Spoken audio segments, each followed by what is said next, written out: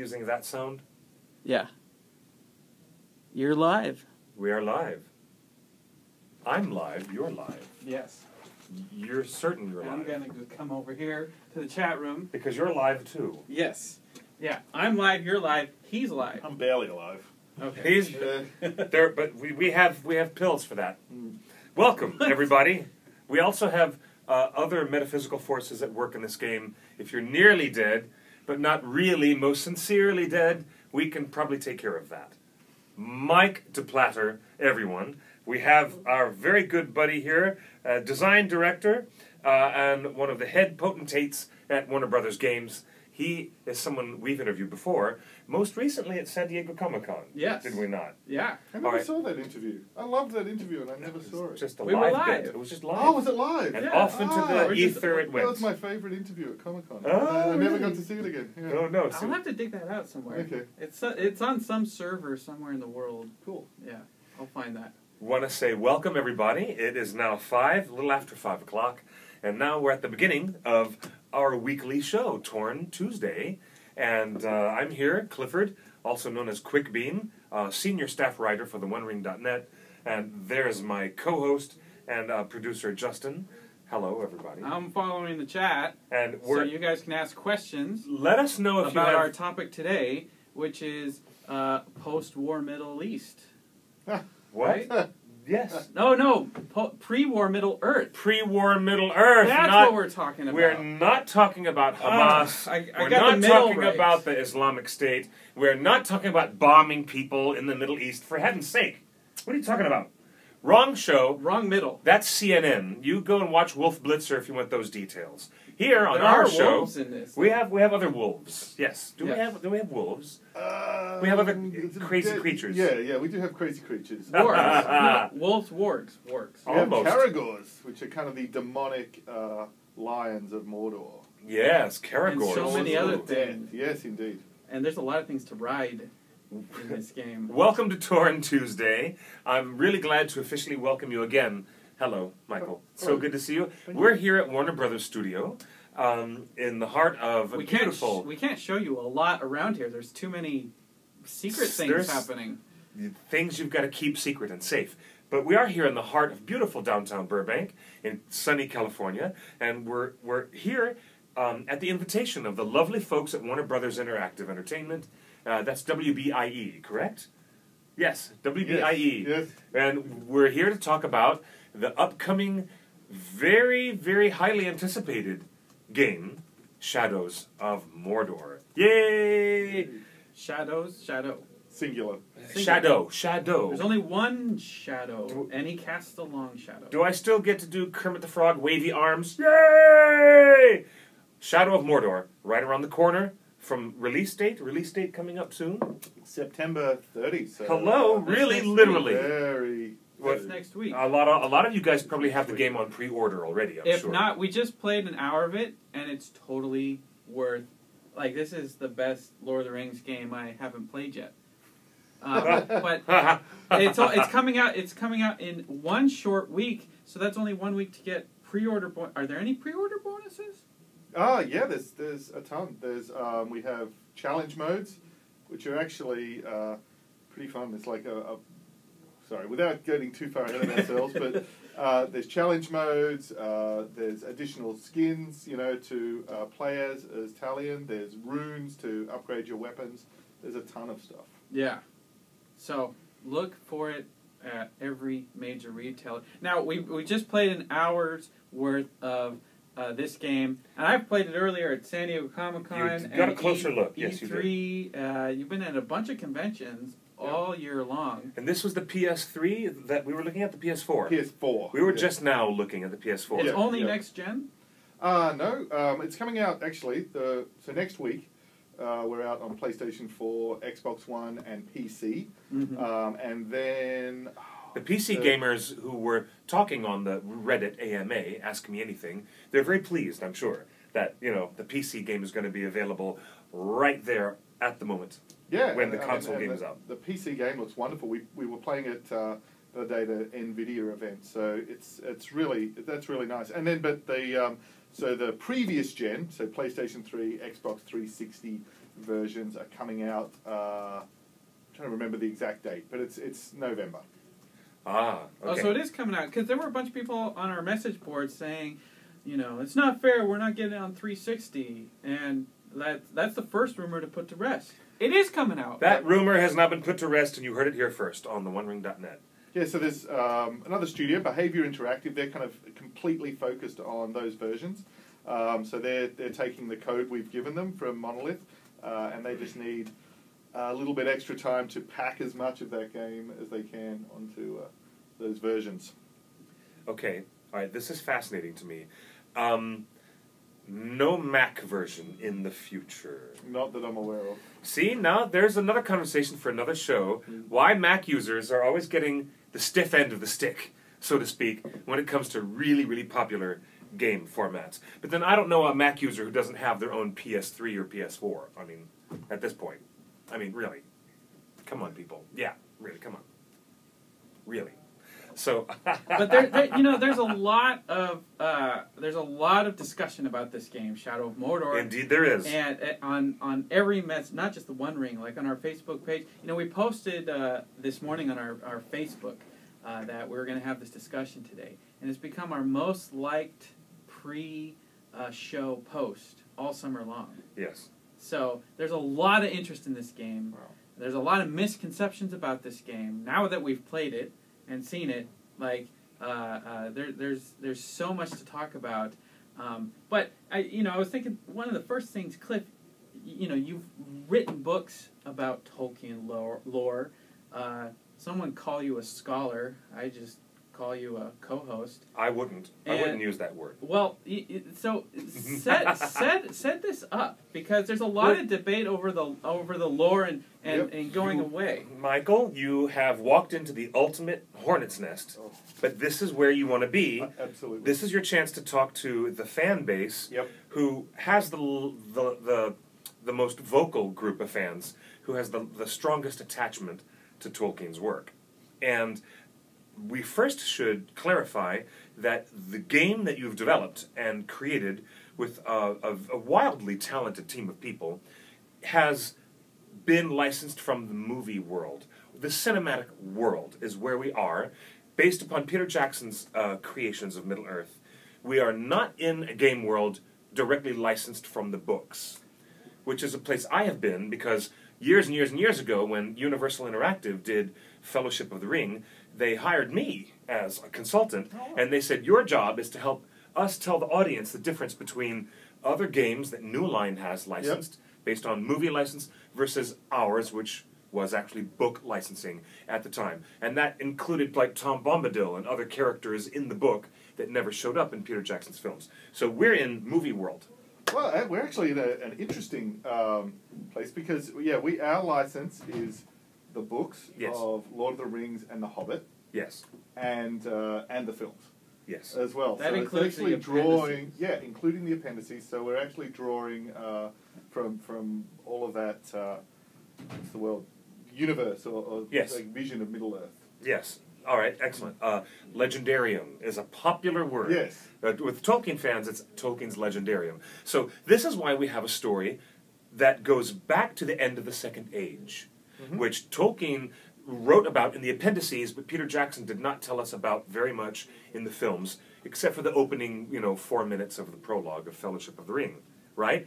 Celebrimbor and the forging of the Rings of Power are at the core of your narrative in your game, correct? Very much. Let's elucidate for the fans. Let's. And before you begin, you guys let us know if you have any audio problems, if you can't hear us properly. Just let us know. we can move. Yeah, we can move. So, I mean, I guess you sort of touched on a lot of those things. Celebrimbor is mentioned, of course, in Elrond's speech at the Council of Elrond, where he's talking about the origin of the Rings of Power. And then he's mentioned again as they're entering into Moria, and there's the reference there when they're at the gates. And then in the appendices as well. But we were really excited to use him as one of the key characters in our game, because he's so core to the history of Middle-earth and to the origin of the Rings of Power. But he is also relatively little known and little explored in the main stories of The Hobbit and Lord of the Rings. And there were so many things that made him fascinating for us. One was we wanted to explore, well, sorry, I'm jumping around a bit, but in reading through and looking at Lord of the Rings, something that comes up again and again and again through the narrative is the what if a character of great power, like Galadriel, or like Gandalf, or like Saruman, or maybe even, or like Aragorn, or even Boromir alludes to it, what if someone of great power had the One Ring and could use that power to actually challenge Sauron directly? So, you know, one of our earliest inspirations in thinking what would be an amazing theme or story or idea to explore within Middle-earth was, you know, what if Galadriel had have taken the ring? That little taste that she gives us of what that could have looked like, of, you know, you wouldn't have had a Dark Lord, but instead you would have a Dark Queen,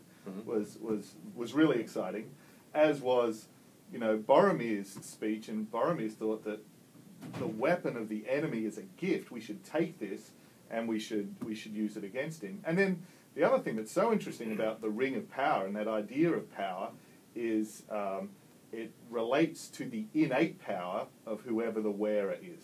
So obviously Gollum wasn't a challenge to Sauron because he was wielding the One Ring. But if Gandalf had it, he would be more terrible than you could possibly imagine.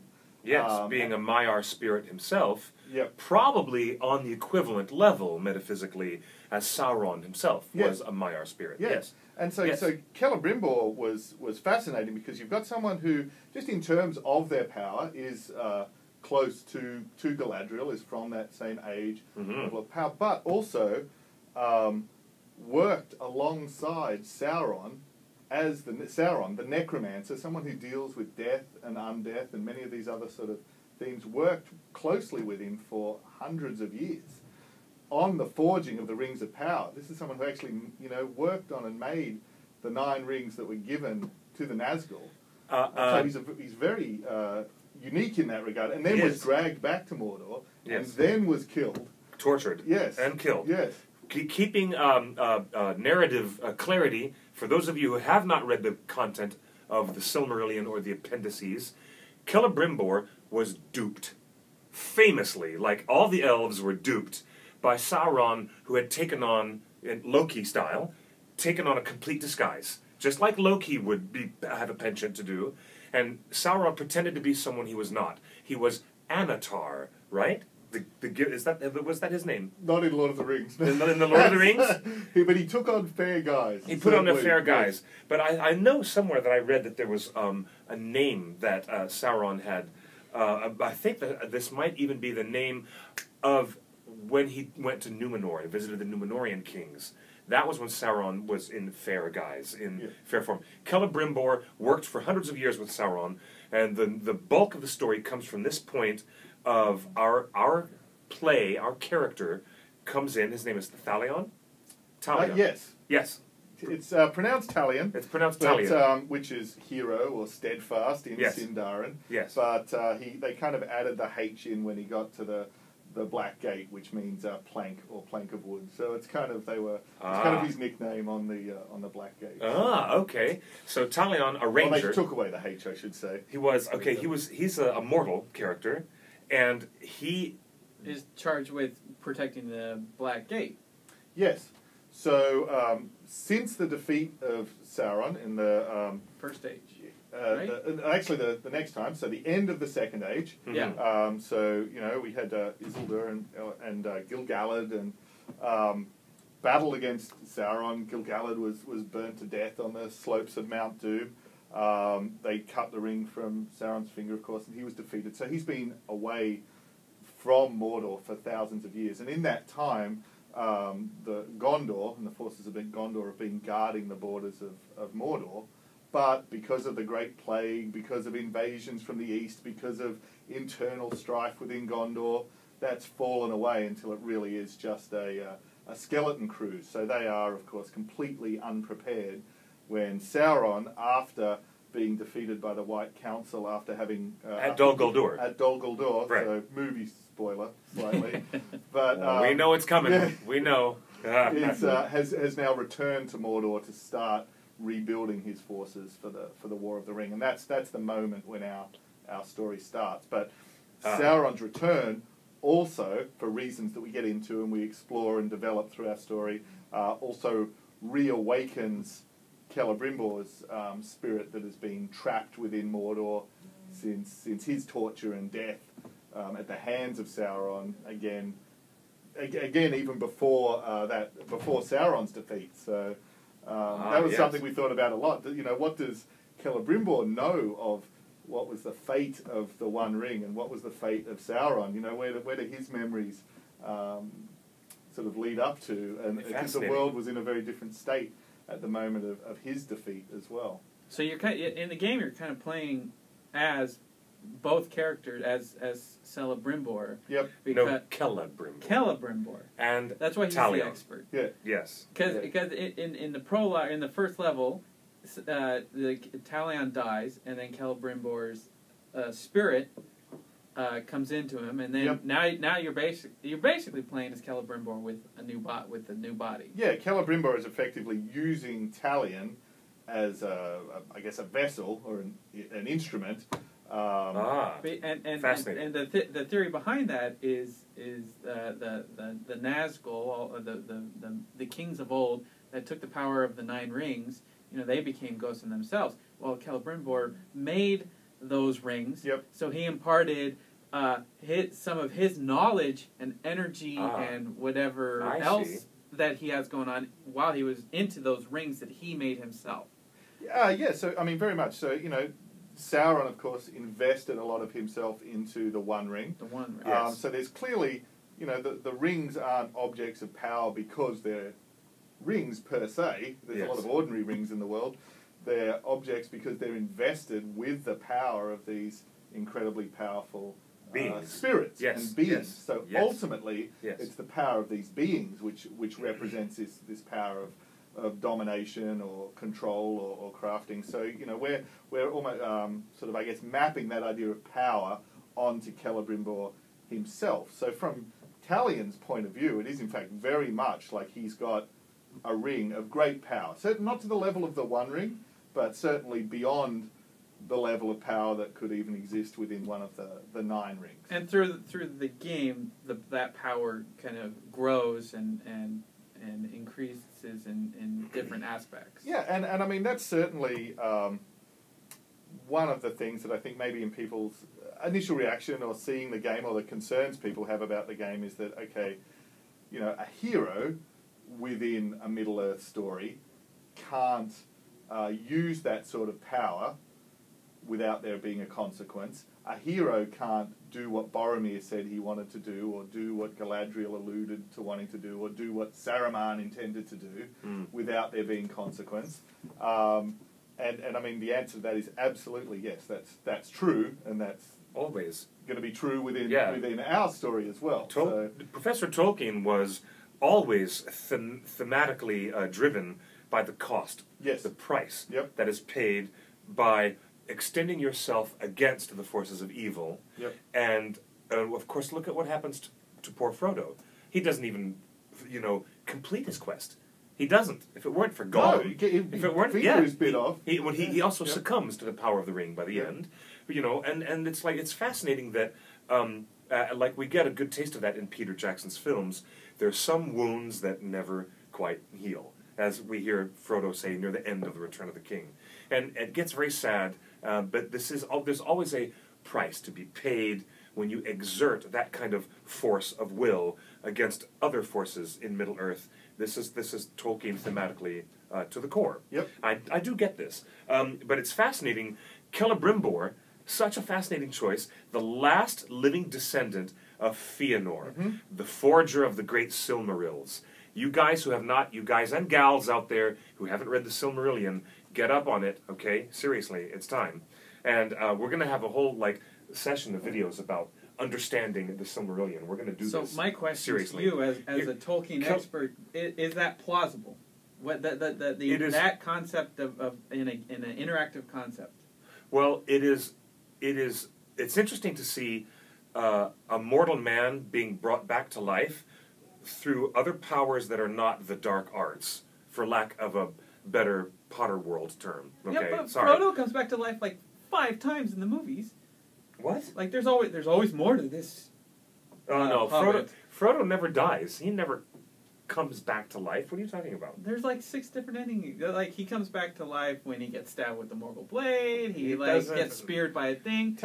Talian's dead. That's the Talion, no, this let's like we'll debate all this because you're not right. You're not right on this. Okay. I love telling him when he's wrong, but So it's not necessarily that he's coming back to life. He's I mean, not. he is taking form in the same way as the army of the dead, or a Barrow White, or the Nazgul. He's dead, but he's also trapped within Mordor. This is a subject of concern for Tolkien fans because they're on that level of being engaged with the narrative. Many other gamers might not be. Mm-hmm. A lot of other gamers are going to just thrive and relish this world you've created without putting these fine-toothed questions down. But since we're here, we might as well get all this, stuff out in the open. It's interesting being challenged by a fan base that is that involved with Tolkien's work. Isn't it interesting? Because we're part of that as well. Of the course. opportunity to Of course. engage with that, that's what you really want, to be able to discuss it and make that a dialogue. I mean, that's fantastic. The only time when it's ever, I guess, even mildly frustrating is maybe people have assumptions or they jump to conclusions and not to have the chance to actually Right. discuss it and engage in the discussion. And I think that there'll never ever be a situation where everyone's happy with the answer either, because even within within the Yeah. law itself, there is ambiguity and mystery. It's not science. It's myth and it's history and it's fantasy. And there's some wonderful, interesting contradictions in there already about do the there are. Nazgul have flesh or not? Merry clearly stabs the Witch King in the heel and it's flesh, and at other times they don't.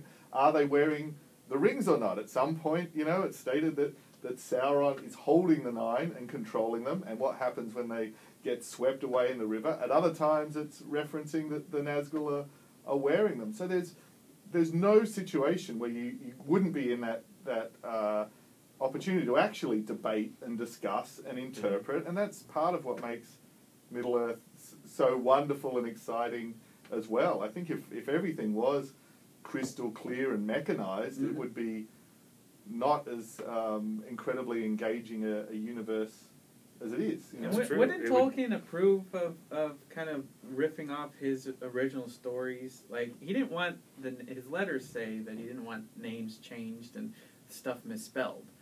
But it seemed like Tolkien was kind of open to, whether it was licensing for the animated films or pursuing different... Yeah, Professor Tolkien was very agreeable, or he was reasonably agreeable to other artists, painters, sculptors, and other artists taking their hands to creating, their own interpretations of his world. He was fine with that. games is just the modern we have art. We have an entryway into a level of interactivity with Middle-earth, with the video game industry that we don't get. Otherwise, you're reading the books, and the books are completely dictated by the authorship. And you're watching the movies. Movies are completely dictated by the directorialship, by Peter's vision. But now you have a game engine, and you have a bit of storytelling, where we're looking at a clash of interests in this world, and Celebrimbor, who seems to be not having gone to the halls of Mandos, not yet, anyways, which is where elves are supposed to go after they die, because this is what Tolkien wrote all about. But now we have this fascinating idea that Celebrimbor has unfinished business. Yep. And that is always intriguing to me, because Professor Tolkien just didn't really close all the doors down on these possibilities. There is that level of ambiguity, but we just want to be clear in saying that there's more wiggle room in this story-building world, because Peter and the films have already gone and wiggled around a little bit here and there. But you did draw greatly upon source material at every turn when you were developing this, didn't you? Yeah, absolutely. Yeah. Yeah, very much, and certainly with Celebrimbor. And the other one, of course, is that we found really fascinating And it was very important to draw very closely on what was known was Sauron himself, because we do get to see him in our game in fair form, and working with Celebrimbor as well. And I've just recently reread Lord of the Rings, and it's interesting rereading it in the context of now thinking about our game and being at the end. And even within Lord of the Rings, I'm pretty sure it's Gandalf, even Sauron wasn't always evil. Sauron didn't come with the intention of being the bad guy. He fell into that for the same reasons and exactly the same consistent themes of the pursuit of domination and control as well. And the other one that's, of course, always really interesting within anything about Middle-earth is the treatment of magic. Yes. Because it gets used, it's a term that gets used for two very, very different things.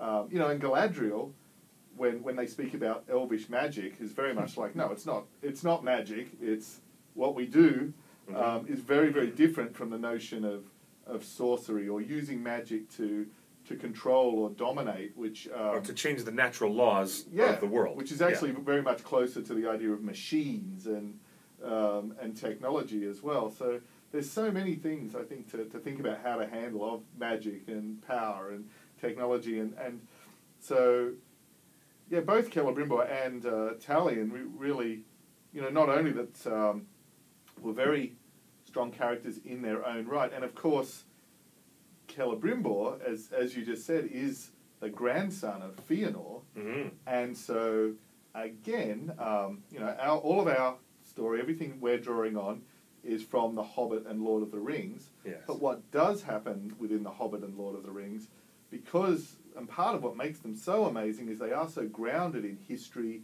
and in myth and in very, very strong and consistent themes and ideas, that a lot of the same stories and themes recur and happen, again, whether that's Gandalf fighting against the Balrog or, Eowyn facing the Witch King, and of course, Celebrimbor is a very mythic character, so a lot of those same themes of that he's a smith, clearly that, suffered a sin of pride and very much, fell as a result of that. And we see a little bit of that notion of elvish pride in Thranduil as well. Yes. But we very, very much, we're very interested in that idea that elves, even themselves, are not just simple, they're not the good guys. They're not purely good. There is a sort of moral spectrum to them as well. And that's what Peter very Jackson much was so. starting to Very introduce much in so. the last Hobbit movie. I love that. Like The Hobbit in particular, because it's often thought of as more of maybe the kid's story, or maybe more of the simplistic, or morally simplistic story, but actually Thorin has more of a fall than Aragorn does, even though in some ways he's the analogous character. And then Thranduil, and so even within that, it's absolutely, Middle-earth is not a place of oversimplified black and white good guys and bad guys, whether it's Denethor or Boromir, obviously. One of the things, actually, just rereading Lord of the Rings that really jumped out at me is when they met Gandalf the White, and he was talking about Merry and Pippin and the sort of, the fate or the destiny that had they'd actually ended up playing a really important role by having met Treebeard and brought him into it. I'm actually just in the bit with Quickbeam at the moment. So yeah. There you go. Exactly. Yes. But one of the things that Gandalf attributed them with that I thought was great was saving Boromir. The fact that because almost because of their intervention, I sort of took that to mean, the fact that Boromir got to die a good death with nobility, as opposed to the fate that would have awaited him if he had, for example, gotten the ring. He was saved. That was a salvation for him. Which I thought I'd sort of forgotten that particular. That's fascinating. So, for any of the fans who are out there grousing about inconsistencies with, the intention of Tolkien and what's really in the books, hopefully we've got some clarity on that now, straight from the horse's mouth. That's why we're here to talk to you. because the concept of building a video game world set in Middle Earth is not taken upon lightly. And you guys are not just here to abuse the license that you've been given. Definitely not. Definitely the opposite of that. You guys are interested in world building from a perspective not so different from Tolkien, who is interested in world building in a very, very larger thematic way.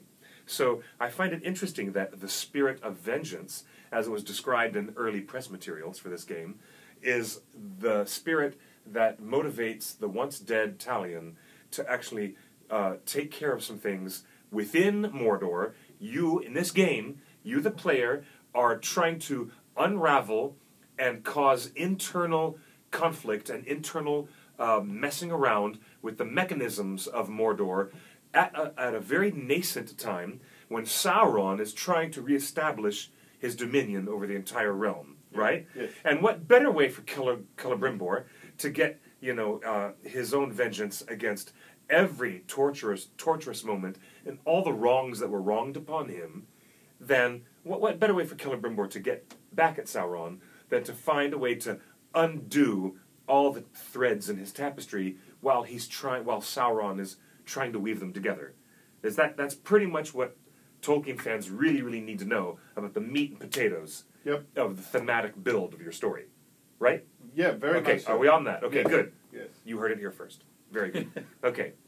Yeah, and I think there's a combination of weaving together everything you just said about him, trying to unravel Sauron's plans for rebuilding his force, for exerting his dominion back over Mordor. Before the War of the Ring begins. Right.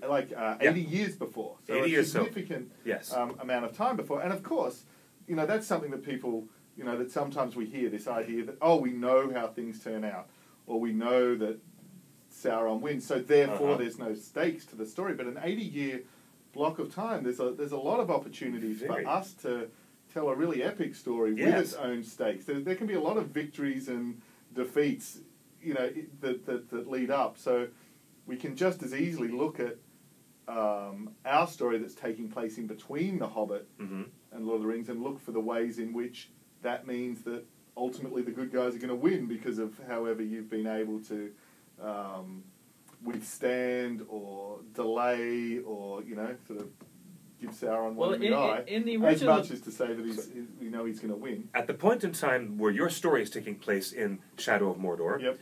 Bilbo has gone home, comfortably back home to Bag End.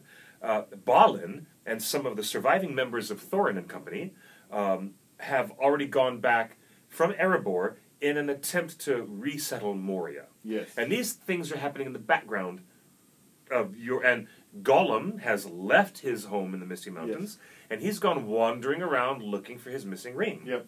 Okay, so see, there's an interesting place to be in between the story of the Hobbit and the opening chapters of the Fellowship of the Ring. Yes. Interesting place to be. And Gollum plays a really key role in our story as well. So he's drawn to Mordor by the power of the ring and the search for that. And in some ways, as is Celebrimbor. So he is, along with Sauron, one of the real sort of, I guess, main characters from the Lord of the Rings and the Hobbit that we do cross paths with. And he plays a really key role in our story. The other character who's starting to get really active at this time, of course, is Saruman. And awakening to the idea of the hunt for the ring. And he's very learned in ring lore and the history of the ring. So, he is. That's another one where I think he would have a keen interest in Celebrimbor and that side of things as well. A few questions from the chat. Are there any dragons? No dragons. Nope. Anything, fell beasts, anything flying that are dragon related?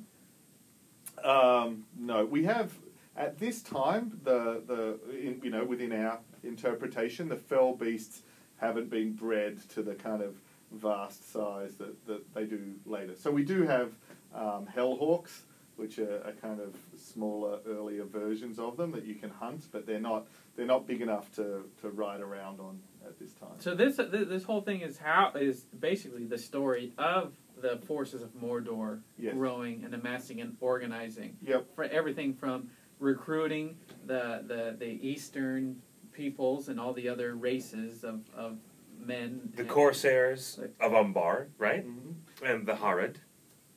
We don't go there. We The stay Haradrim. within Mordor. I think one thing that is interesting, that does come up, and where we do indeed follow the film chronology, is with that notion of not only Sauron's return, but also the return of the Nazgul. Because of course, in the films we see the tombs of the Nazgul, and we see them being reawakened, and there's more of that association. You know, there's a timeline of Sauron's reawakening and his rise within Mordor, accompanied by the Nazgul, as opposed to them having been present and kind of manning Mordor, you know, the whole time. And there's sort of more different sort of, I guess, rises and falls and so on. So that sort of like simplification of the timeline is something where we followed. I really wanted to see the raising of the Nazgul. Like, I feel like I cheated out of the movies. Well, they teased that. There's a whole bunch of stuff that's going on in the Hobbit films which doesn't even happen in Tolkien. I mean, there are no tombs that the Nazgul were entombed in for them to break out of. So what Radagast and Gandalf discovered in the Hobbit films is not canon, and we all know this, but it is interesting. It's an interesting little side plot, and we get to see some, you know, other geography of the land that we haven't seen, at least. But a quick question came in from the hotline. Why is the game rated M? And I'm assuming nice, bloody, decapitating battles and things like that. Yes. Yeah, that's exactly it. The combat is fairly visceral, and it's a key part of the game. Viscera. What a word. Yes. There's a lot of flying viscera. That's why it's rated M. Yeah, we just saw a lot of heads fall off. Yeah. And arrows go through every part of the body. And, well, Peter managed to keep a PG-13 in most all of his films because all of the decapitations that happen are essentially bloodless. You know, even when Lurtz gets, his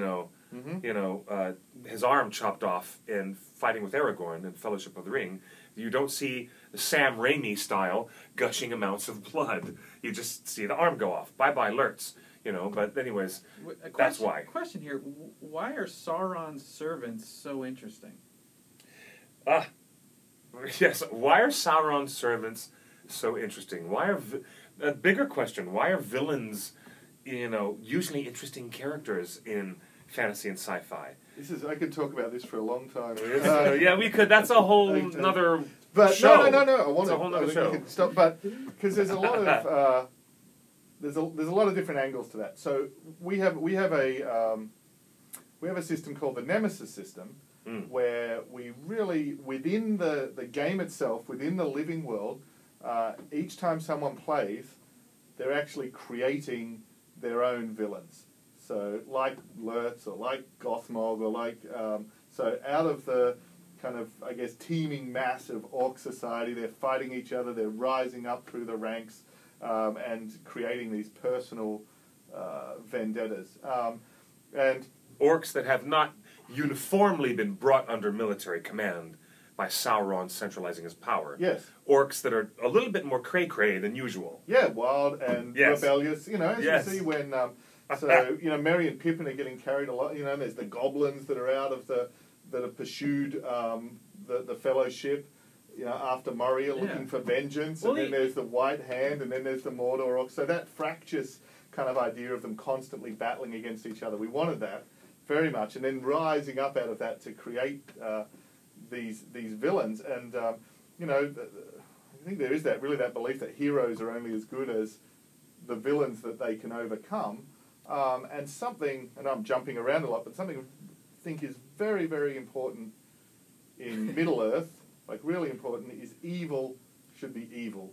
You can't have like watered-down evil or semi-evil or, and not to mention any other films or whatever, but something that Go ahead, please! Middle-earth. There's a really great film reviewer, I think it's David Thompson, he does this book, The Biographical Dictionary of Film, and in reviewing Return of the King and some other films, which I won't mention, but he does a really great job talking about you know, what it is to have proper evil versus sort of semi-evil or relative evil. So the blackness and the darkness has to be really dark. And exploring that is a big part of what makes, you know, these films or fiction, you know, exploring darkness even greater than it potentially might be in real life in some ways. So the sheepish lion says basically the bad guys climb the orc ladder, the orc corporate. Yeah, the orc corporate ladder. Thank you, sheepish lion. Yes. One of our usual. Welcome to the show. We have a lot of guests who are usual. Azog the Defiler says, talk about the black captains. Yeah, so those guys as well. Those are interesting as well because, so you know, our kind of got to think about how best to sort of explain this. We also, as well as having this living world and having an Azog the Defiler. So a lot of those things that make him of his scars and of his personal vendetta against Thor, and those were the things we wanted to capture and let every player create. They get their own Azog, their own Lurtz, their own, you know, to create those. But then we also needed, you know, these villains that really represent the sort of the true evil, you know, within the world of Sauron himself, and we wanted. We wanted these villains that were physically present and physically powerful and evil, that could be defeated, that could be killed. So in some ways they're closer to the mouth of Sauron, in that they are physical and present, and rather than the Nazgul, who are sort of more incorporeal and just working more through fear and terror, and so on. And also Sauron having just returned and having been driven back with him, aren't necessarily going to be at the height of their power. So we wanted these very powerful physical villains, and they're almost, without getting too metaphysical about it, the three of them are kind of representations of different sides, different aspects of Sauron's evil. So one is the hammer. He's almost analogous to, you know, Sauron as we see him clad in his armor and with his mace striding out onto the battlefield. He sort of represents that side. During the Last Alliance. Yes, of the Dark Lord. The tower is more representative, I think, of, you know, the terror and the horror of Sauron and the sort of the pure evil and darkness of that, and fear. And then the Black Hand is almost, you know, is more a reference to the lies and the corruption and the deception and almost like Sauron in fair form. So each of them is almost like, you know, an avatar or a representation of a different aspect of Sauron's evil that we're working through as Celebrimbor is getting closer to him as well. There's no Wii U version of this. No. Yeah. Someone did ask that. There's too many decapitations for Wii U. You know, as we were looking at playing the game earlier today, I was trying to wrap my head around all this, and what I think a lot of fans don't realize is that in the movies you see Saruman, you know, go to the wild men and say, they took your lands, they took your, then burn every village. You know, the films have shown Saruman recruiting, and what people don't realize, and kind of the premise of this is that basically Sauron and his core group had to basically do the same thing on the orc side. Is that accurate? Very, very much. And, you know, one of the things that is fascinating about Sauron is, especially without the power of the One Ring, he's obviously extremely powerful, but he's not omnipotent. He's a flaming ball in the sky.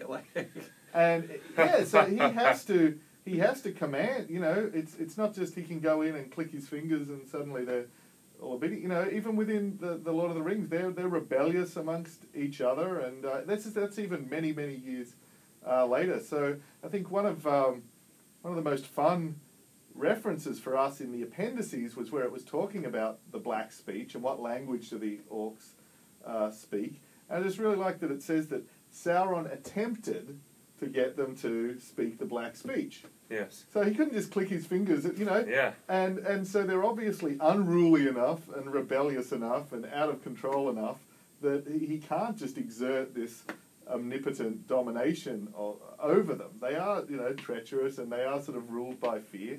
And That's why I like the orcs in Lord of the Rings, Peter Jackson's Lord of the Rings, more than The Hobbit. Like, in The Hobbit, all the orcs speak black language, but then you get to Lord of the Rings, and they're all speaking... And they all talk like Dick Van Dyke in Mary Poppins, with that way overdone accent, which is something we really love about orcs. But you know, it's like, we ain't had nothing but maggoty bread for 3 stinking days. We love when our orcs talk like that. And we get a lot of that in the game, don't we? You've kept that side. It's very entertaining. Was that kind of inspired by Peter Jackson's films, that idea of like using that particular accent for all the orcs? I think there were a lot of inspirations, and this is another one where I guess it's kind of the development process cautious, ground collaborative, because people have their own interpretations. But a big starting point for us was the quote that we were all orcs in the Great War, and so we didn't want our orcs to be fantasy cliches. We certainly didn't want them to be sort of fantasy game cliches. We wanted them, because they're such a part of our game, we wanted them to feel like real characters, but obviously taken to an extreme. And so a lot of what our reading and research was actually about the Great War. And there's a particular history book, it's Neil Ferguson, and it's called War of the World, and it's the 20th century, as it's a history of hatred.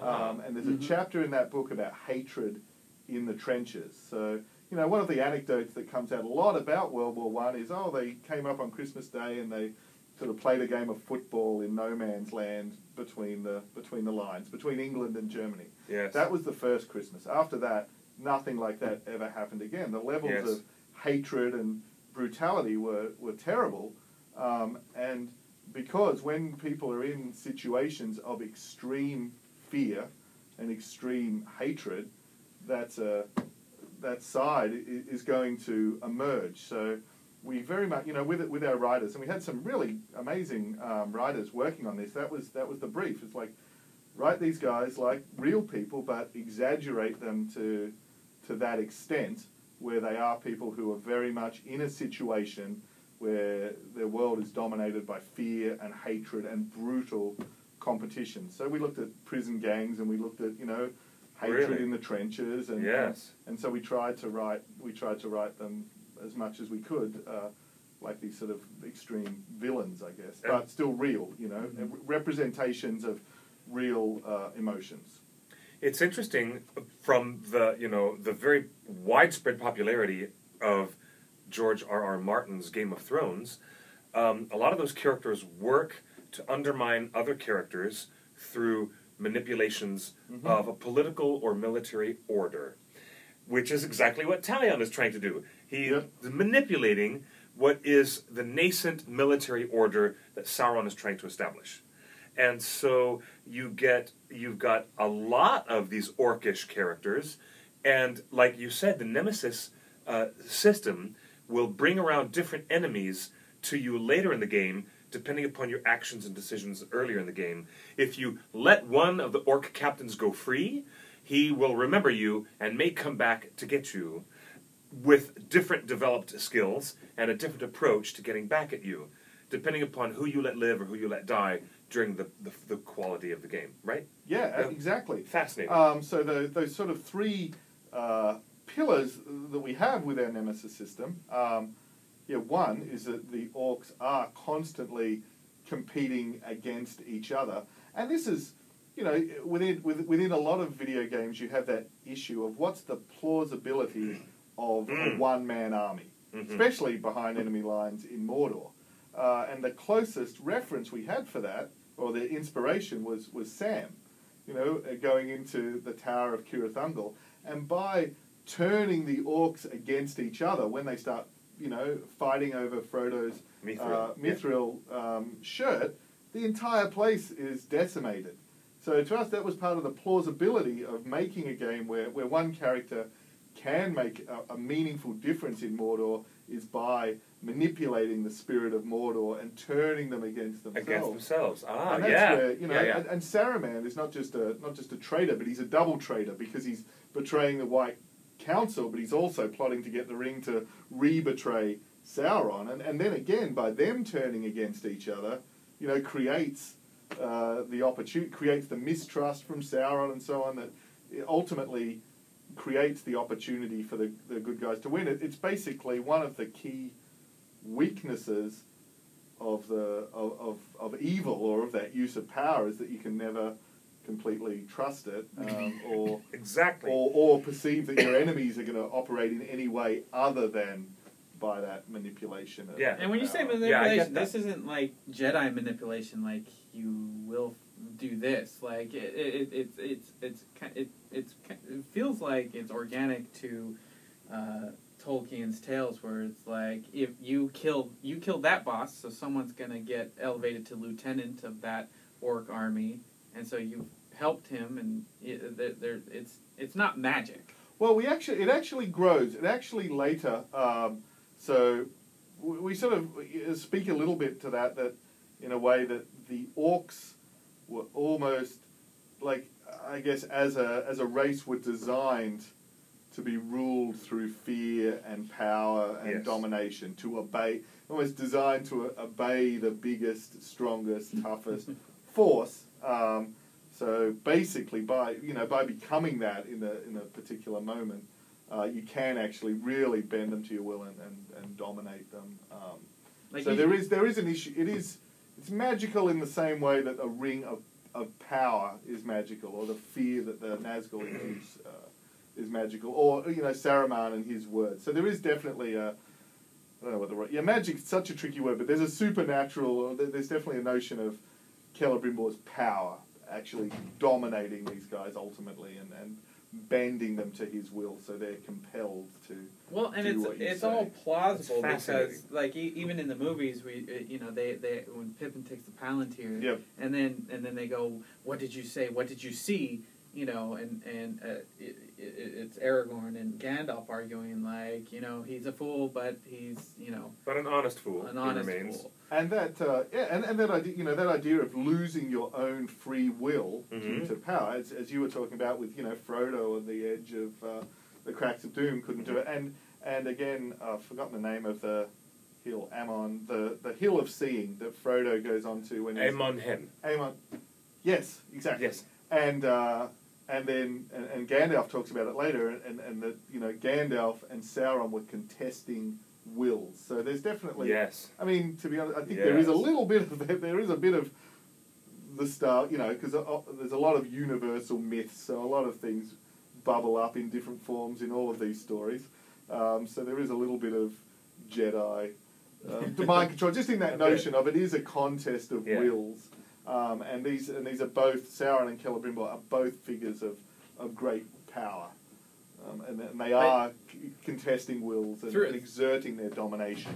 And so through the game, like using Celebrimbor's powers, you can kind of Celebrimbor. I'm gonna keep saying that wrong. And but you can kind of grab someone by the head and kind of read into through their eyes, into their eyes, and so you learn. Who's the orc captain, who's his lieutenant, and who's his bodyguard.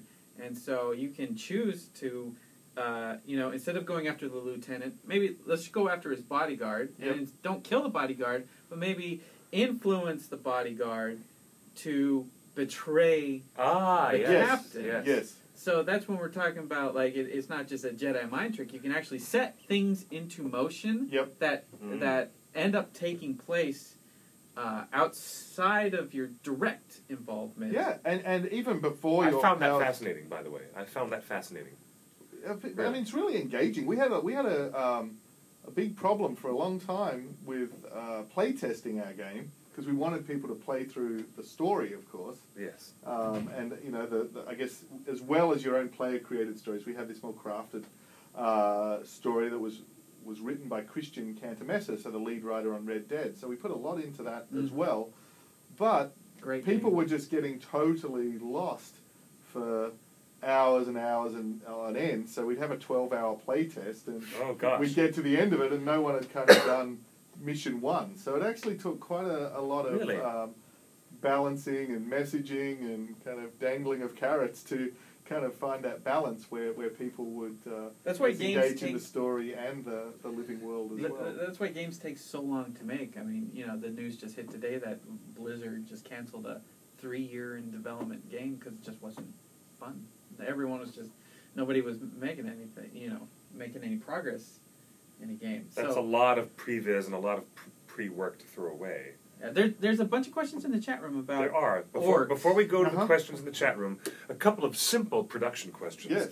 Yes. Did any of the cast of The Lord of the Rings or The Hobbit lend any voices to the game? Particularly Andy Serkis for Gollum? No. Gollum is Liam O'Brien, so he did an amazing job. Gollum's obviously an incredibly iconic character and is really important in our story. I think it's funny. I don't even know that we consciously put this in at the stage of writing the story, but when we saw the performances and it came back and we saw this relationship between Celebrimbor and Gollum, have a very interesting relationship because Celebrimbor to Gollum represents, he thinks he has an association with the Ring of Power, and it's a connection for him. So they almost have this kind of Frodo Gollum-like relationship. And then Talion, played by Troy Baker, is he almost this dimension of Sam came out, and we realized he's not an epic hero. He's not of royal lineage. He's not like Boromir. He's not like Aragorn. He really is much more of a regular soldier who, because of events outside of his control, has been dragged into this momentous journey. And just that, I don't know, just that triangle of Frodo, Sam, Gollum, and Celebrimbor, Talion, Gollum, and their relationship really, I think, came out in those performances. So Alistair Duncan is Celebrimbor as well, and Troy Baker's amazing. Excellent. Did the guys at Weta, or the design team in New Zealand, provide any creature designs or weapon designs? Assets? Yes, so we worked really closely with Weta early on the world design. Nice. And, I think whether it's the books or whether it's the movies or whether it's the game, it's so important for Middle-earth to feel like a real place. Yes. And to differentiate itself. Again, like talking about the orcs, it's not a fantasy. It should be, it's funny, I know this is a strange segue, but I was watching the making of Rocky Horror the other day, the movie, which is a great movie. And the production designer on that, I can't remember his name, but he's an Australian guy, but he was just saying it's so important for the place to be real to the characters that are inhabiting it. And I just think that's so true, and I think that is something that really does differentiate Middle-earth from maybe some other fantasy worlds. And even other types of video games, rather than just leveling up, getting a new bow. In this game, that was Celebrimbor, as a master forger, is reforging every weapon. Yeah, they grow, and of course, that Narsil and Anduril were a big inspiration for that. So the dagger that you start with in the game is your son's broken blade that's broken in the initial attack on the Black Gates. But then Celebrimbor is reforging that weapon as you go through the game and turning. And so they have names and they have their stories are inscribed along the blade. Like, I love that in the movies, that when we see Sting in The Hobbit, it doesn't have the inscription that we see when Frodo has it in Lord of the Rings. Those sort of details are so wonderful. And can you add your own? Can you customize the words on the blades? We don't do that because the story. So we've got this living world with the Nemesis system where you can create a lot of your own emergent and dynamic stories. But then the overarching story, the directed story is not non-linear. We had a story that we want to tell. The upgrade path has to go. Yeah, exactly. A certain way. And so not even just the upgrade, just the Gollum's story and the story of meeting Queen Marwen and the ultimate showdown with Sauron. So our kind of overarching, our epic story is crafted, and the sort of stories that we carve on the blades represent that. But you can put unique runes onto your bow and onto your dagger and onto your sword. So in that way, we have the same amount of flexibility of different powers and upgrades and fighting styles that we get if we had thousands of swords, but we just wanted the actual weapons themselves to be crafted. One of the ones I really like, as we were mentioning before, I just like the detail of it, is that, of course, the bow is very, very iconic as a weapon Mm-hmm. of an elf, to Celebrimbor. But Celebrimbor is quite unique in terms of his friendship with the dwarves of Moria.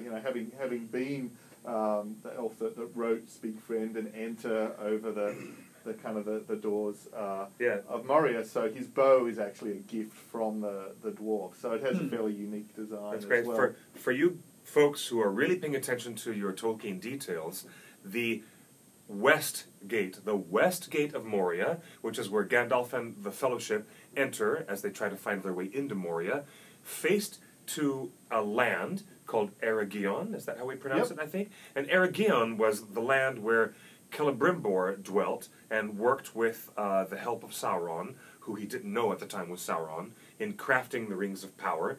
And there was a very healthy, strong relationship, a merchant and an economic and political and friendly cultural relationship between elves and dwarves at that time. And that's why, even in the Ralph Bakshi film, you'll hear Gimli say to Legolas, "Those were happier times."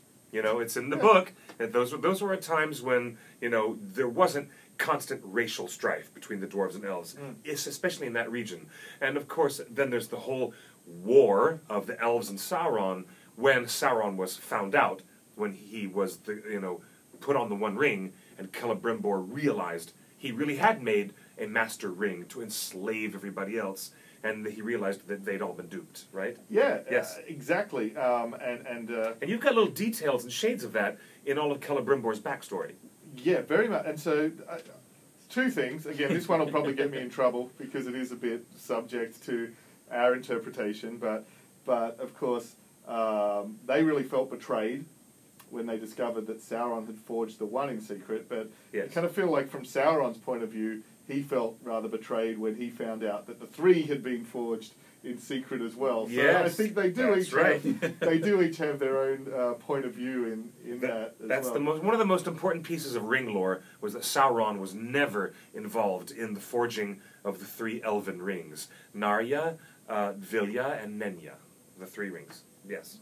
So which Celebrimbor forged. The other thing that I think is really fascinating, and without giving any spoilers, we do explore a bit in our story, is that notion that the necromancer is right there in Dol Guldur, and the One Ring with Bilbo goes right under his nose. Right past him. So think about that. So Sauron forges the One Ring. The moment he forges it, everyone's aware of it. Yes. It blazes with, obviously it's radiating this incredible power. Yes. And yet, later, it can walk right under his nose and not get noticed. I think I know why. Because of the unassuming nature of the bearer. Perhaps. Perhaps that's the safest way to put a parking spot on that argument, because people are like, how could Bilbo have wandered through Mirkwood without, Dol Guldur raising the alarm? Because of the completely innocent and unassuming nature of the person bearing the ring and using it for what? Hiding from spiders? And PJ may be showing some of that in the next movie. Yeah, well, and we'll see. Line, we'll see. The line I love, the line that's great, is Gandalf says, "And the ring did something its maker did not intend." Yes. Which is fascinating. I think Galadriel says that. Oh, I'm sorry, yeah. You're right, but but it's all about the ring being an actual extension of the will of the Dark Lord. And it is his own will. And that's where I think, and obviously it's in some ways because it's suiting us in the game, but thematically, I think, and in terms of authenticity, it is where we think, Celebrimbor in our game is really an expression of his own will, So it is very much like Talion has a very powerful ring of power. Yeah. Nice analogy. There's a bunch of people that have just joined the chat just now. If you're just joining us, we're here at Warner Brothers Interactive. We're talking about Shadow of Mordor, and with Michael DePlater. And the premise of the game is that you play this character Talion that has died, but then has been resurrected through the spirit of Celebrimbor that has been stuck. Both of them have been stuck in Mordor, and so you're basically one character. You're playing one character with two personalities: the ghost spirit, the white ghost spirit that is Celebrimbor, and then the human side, which is Talion. So it's not like Zelda where there's like a hey you, you know. It's no, Celebrimbor is definitely not the like, he's a lot more cunning. Yes. Like there's a lot more going on than Navi. It's fascinating in this game. But there's a lot of questions about the orcs. How many orc names are in this game? Every time someone sees a video, there's a new orc name. I just saw dozens and dozens of orc names. Yes. You must have so many. Well, many. There's two parts to it. There's the names, of course, where that's, like we see in the movie, there's Lurtz and there's Gritishnak and there's Snaga and, there's a lot. There's a lot of names.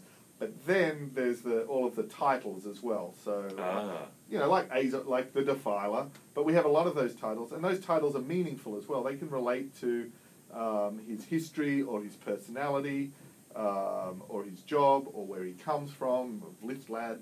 So the names are sort of like Viking names, or like the Defiler, in that they give clues as to his personality and identity and history, and then we put the names and the titles together. Are the names procedurally generated, or do you just have a huge database of 10,000 No, everything's names? procedural. It's not. I mean, there's randomness, but everything's weighted. It's not.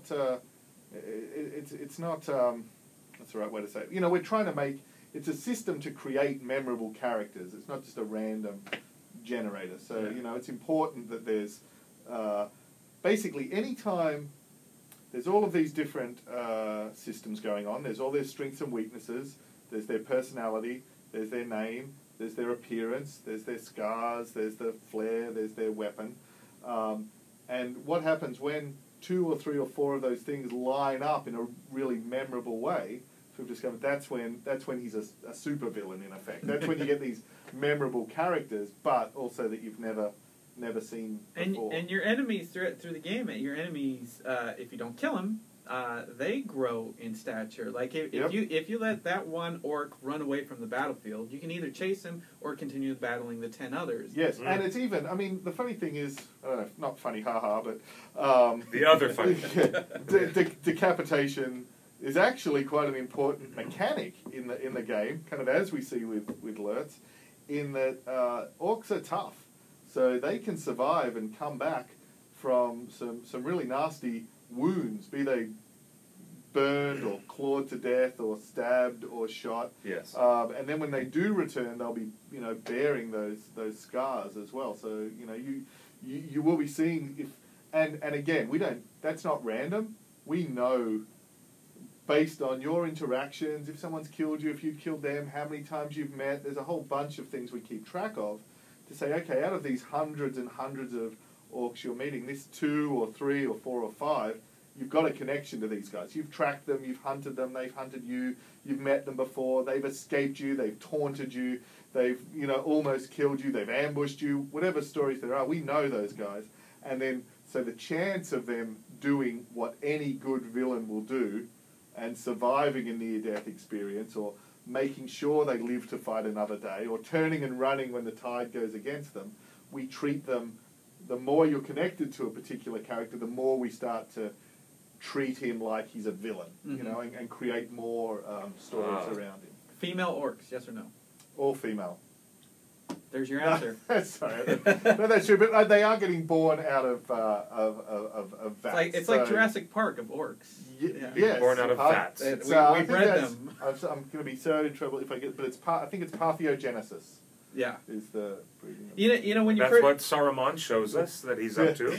When you were first talking about the game engine, it felt like an extension of the Wedov's massive engine that was generating orcs for thousands of orcs for all those battles. But this is a little different than massive. This is like we have to do 30 frames every second.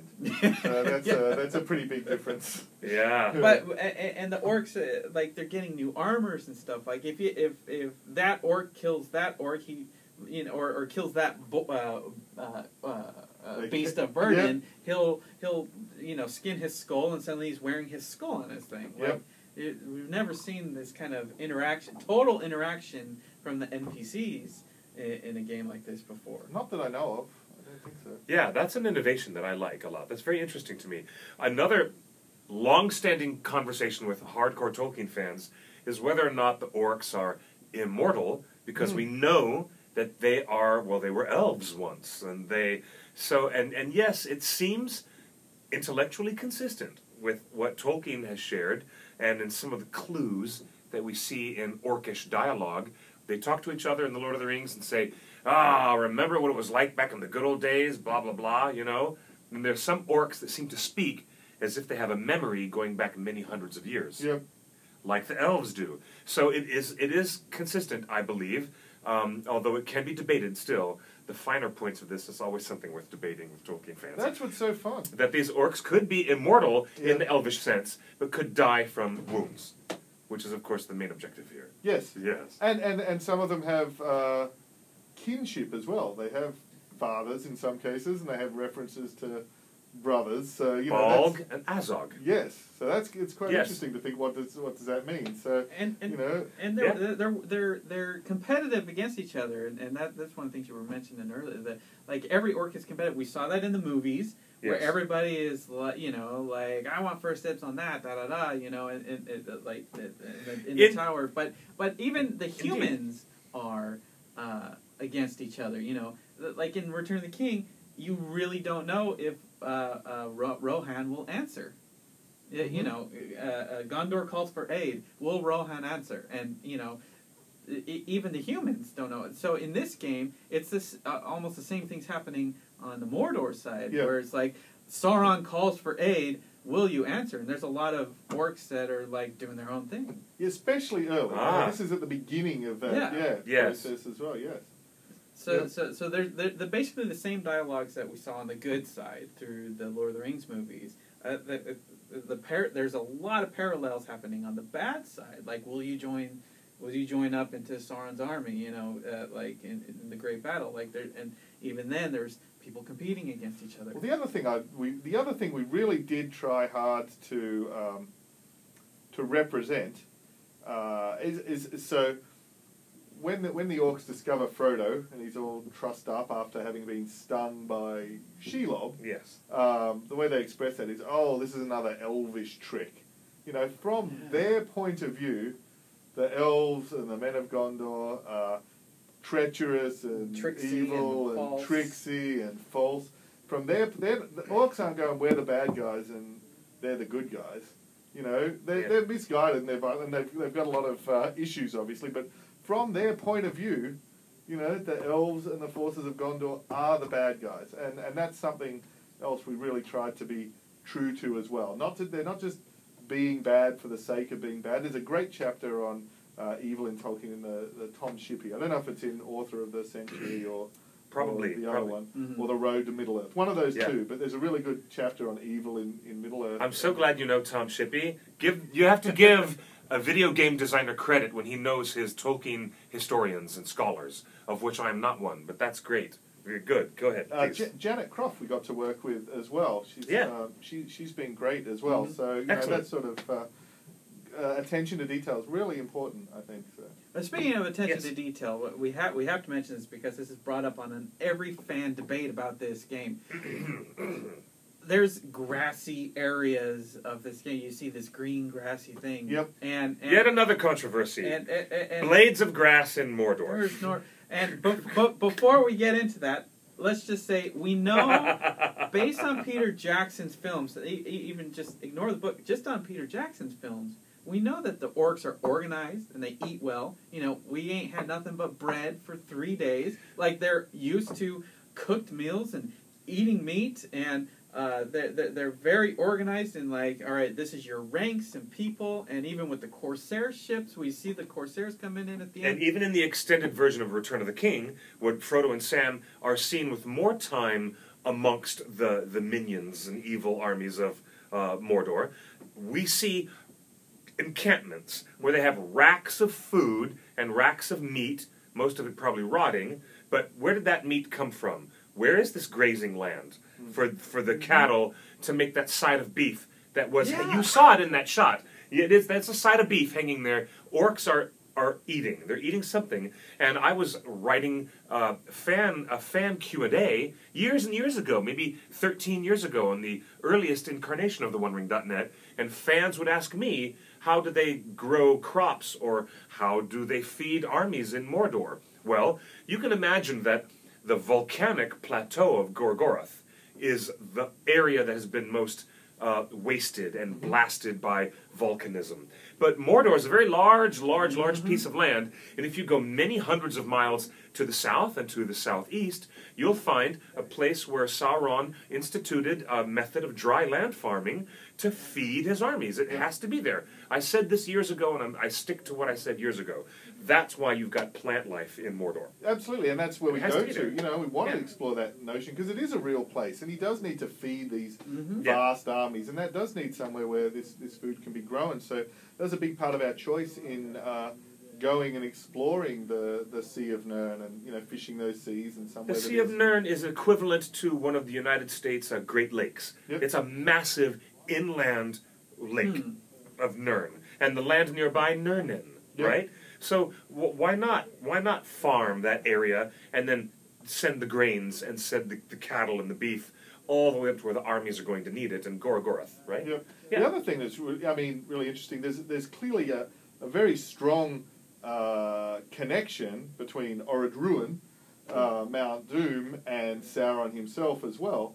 So we're treating that Mount Doom itself has actually been dormant for a couple of thousand years, and actually just recently went to Iceland as well. And so there's a lot of these lava fields and these sort of volcanic fields, and over that amount of time, life's going to come back. Iceland's very green. Yeah, it's very green. We're not as green as that, but certainly after a couple of thousand years of dormancy, even within Gorgoroth and even within those fields, we wanted to show that in a maybe a slightly different way to what Sam and Frodo are going to see 80 years later, when it is this sort of much more blasted hellscape. Indeed. Well, I think perhaps it is unfortunate that some of the hardcore Tolkien fans are the quickest to criticize whether or not you have fidelity to the source or not. But I think, we can make a useful counterpoint to this by saying you're living within the realm of the film license, where there's already been a little bit of things moving left and right from the very hard center of what Tolkien wrote, and there's been some breathing room with that adaptation. And of all the foibles that you guys could be forgiven of, blades of grass and some greenery and plant life in Mordor is one of the least of your troubles. The metaphysical conversation about why and how Celebrimbor's spirit has not yet gone to the halls of Mandos. That's another conversation that everyone loves to tackle. Everyone wants to know. But I mean, how would you like to answer to that? So there's two things that. Firstly, and I could be wrong, but I do think it's a very interesting one to debate. Is that actually what seems really clear is that elves are bound within the circles of the world. Always, very much so, yes. They're not going beyond that. That's why they were jealous of men. Exactly. They were extremely jealous and suspicious of men, and the elves couldn't figure out why Iluvatar would give mankind a different metaphysical fate after death. Yes, they're bound to this world. Completely bound, yes. And there's also other things that I can't talk about within the boundaries of our license, so I won't. True. But just staying within the world being called Arda, the world of Arda, which is where. But and Glorfindel's obviously a very interesting character as well. Yeah. And there is some ambiguity there, which is great. But the other thing, probably more, directly relevant in our case, is that those 2 points, both of which I think are important anyway, just is that Celebrimbor is quite a special case. So as someone working side by side with the necromancer for hundreds of years, someone directly involved in the Rings of Power, someone who was taken back to Mordor and slaughtered and tortured after his body torture, abused. So there's definitely some extent that even if it is something of a unique situation, then that's absolutely I think something we're interested in exploring. Well, anyway, but even so, I would say it's not.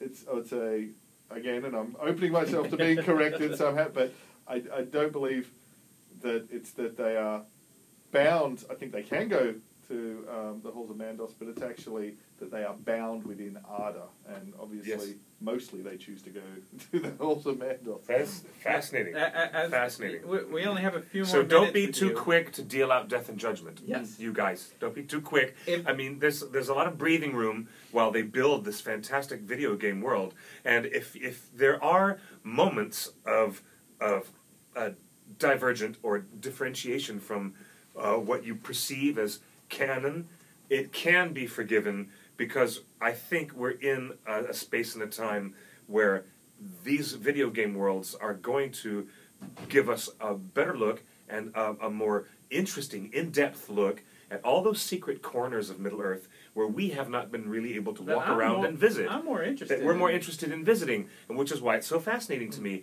And I think perhaps we should give the producers of the game a bit more credit, where credit is due, for the hard work that they're doing in trying to, bring this world to life in a whole new way that lets you have a first-person chance to explore and walk around.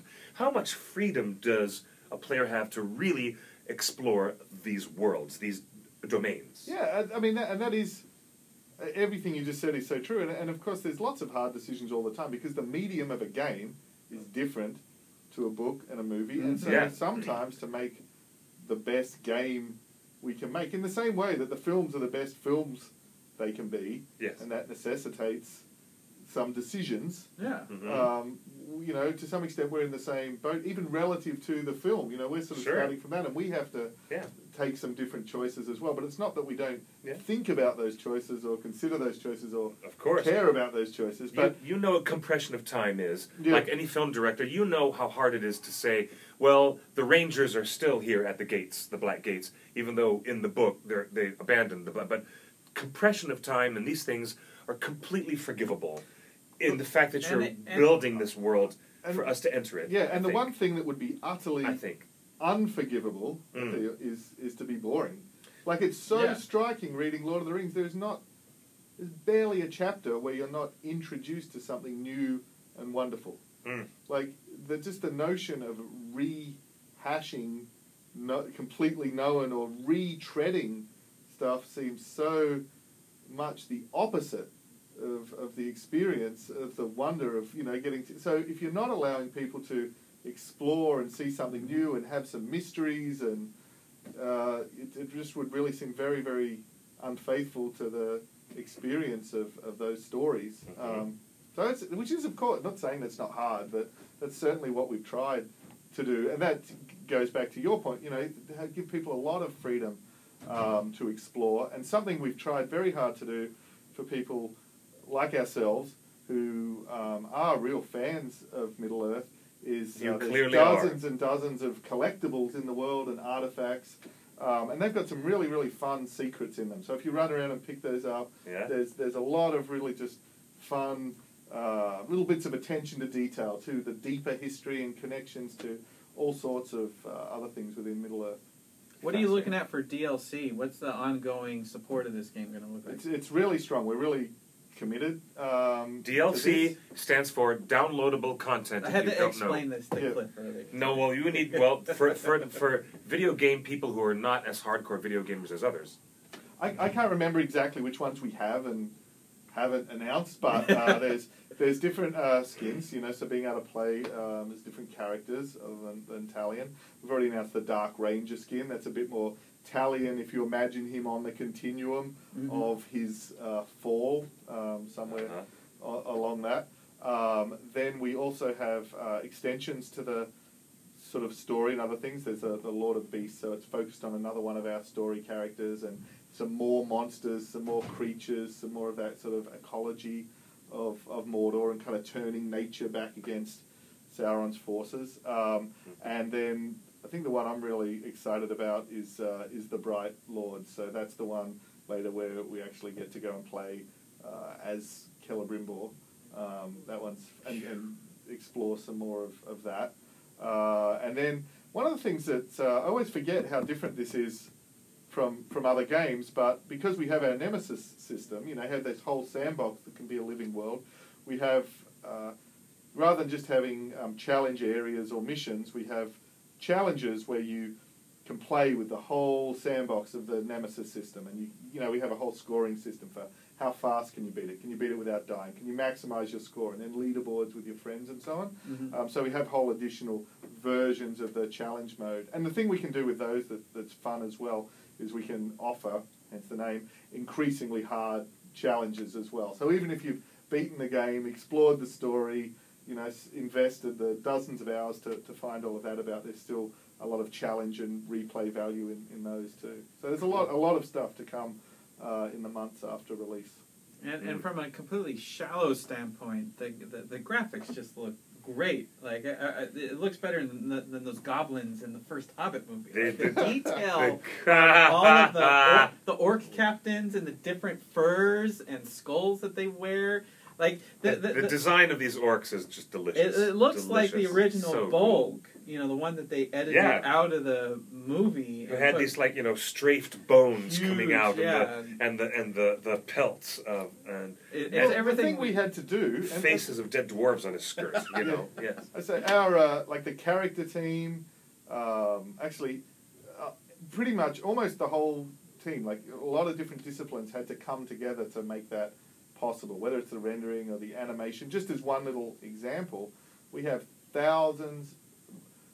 So the company that helped us work on these, we have more high detail facial animations than any other game they've ever seen. So we can get in there on those faces and show that detail of those showdowns and bring that to life. So we really had to push a few things forward to achieve that. But and all the orcs talk to you in English. Yes, and it was just we had to make. It was really hard to know if this would work when we set out to make a system, and I don't think a lot of people would necessarily have thought that it would work until we did it. To make a system where you can take these characters and actually make characters that you'll remember, because people's starting assumption from an action game is I'm just gonna kill these guys. Why would I ever remember anyone? Why would I care? So actually, it took a lot of work to get them to the point where, no, you will get 2 or 3 or 4 of these guys that you will remember and you will hate and you will tell your friends about and so on. So, and it did. It took that. There's a real functional reason why they have to look extreme and memorable and have all of those details and that flair, for want of a better word, on them. The more we see about this game, we've said this for the last few months, the more we see about this game, the more people just fall in love with it. And now that we've played it, it's fun to play. It looks great. It's unique in so many ways, both with the system and just the concept of going into the evil lands and influencing the world and the NPC progressions. I just wanted to say as we're wrapping up that it helps that if you play this, tell all your friends. Get the word out, because there's been 20 Lord of the Rings games, and most people only talk about Lego and the Return of the King, and maybe some Lotro. But if games like that, we need it. I want to see more games like this made. I want to see sequels of this game, and the only way we're gonna get that is telling people to buy this game, play this game, because it's that fun. Any chance that you could maybe tell us during the course of play, do you get to get face to face with Sauron himself? Can you not tell us that? Is that too big a spoiler? His hesitation is the answer. His hesitation is the answer. That's right. That's true. It's true. Yeah, I'm gonna stick with that answer because it could be a bit of a spoiler. No spoilers, but something to look forward to. Like maybe you could get face to face with, Mr. Big Bad Boy himself. Possibly. Oh boy. You certainly. 100%. Because we've shown you get to see him in the second age. So we're certainly setting up a lot of his rivalry with Celebrimbor and that relationship. So we obviously want to try and pay that off. And from what we've seen and played so far, I think it's getting through this whole game, and it does play into the film lore that Peter Jackson has set up, and it kind of makes, at least from what I've played so far, it makes me appreciate what's going on in the movies on the orc side. That is something. Something we really did want to do, and again, it was trying to follow The Hobbit and Lord of the Rings, and not to just kind of be a I guess, just a side story or a throwaway story. You know, Middle-earth, people can enter it from lots of different directions. They can have seen the Lord of the Rings films first, or they could have read the book of The Hobbit first, but it doesn't matter which way you come at it. The Hobbit is a great standalone story, but then if you see Lord of the Rings after The Hobbit, it enriches it. And it's the same. If you've seen Lord of the Rings and you go back and in that order, and then you go and enjoy The Hobbit, it's amazing, you know, from that point of view.